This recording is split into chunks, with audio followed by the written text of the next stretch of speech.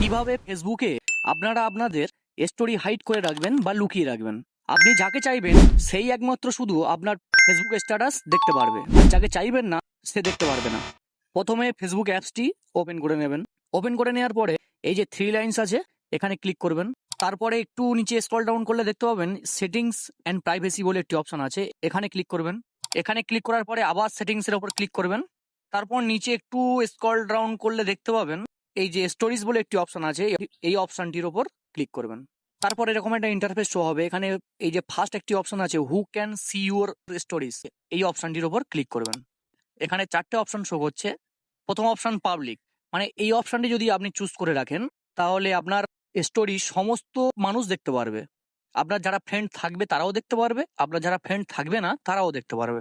দ্বিতীয় option friend, মানে এই অপশনে যদি আপনি চুজ করেন তাহলে আপনার ফেসবুকে শুধুমাত্র যে ফ্রেন্ডগুলো আছে তারাই একমাত্র দেখতে পারবে, এছাড়া বাইরে অন্য কেউ দেখতে পারবে না। 3 নম্বর অপশনটি হলো ফ্রেন্ডস অ্যাকসেপ্ট। এর মানে হলো আপনি যাদের যাদের কাছ থেকে আপনার স্টোরি লুকোতে চান তাদেরকে এখান থেকে সিলেক্ট করে নিতে পারবেন। ফর এক্সাম্পল, ধরুন এই দুটো মানুষের আমি স্টোরি দেখাবো না, তাহলে এখান থেকে এই দুটো সিলেক্ট করে নেব। এই দুটো সিলেক্ট করে নেওয়ার পরে এখান থেকে ডান করে দিলে আমি স্টোরি দেওয়ার পরেও এই মানুষ দুটো কিন্তু আমার স্টোরি আর দেখা পাবে না। 4 নম্বর অপশন হলো কাস্টম। এই অপশনটির মানে হলো আপনি কাদেরকে স্টোরি দেখাতে চান তাদেরকে সিলেক্ট করতে পারবেন।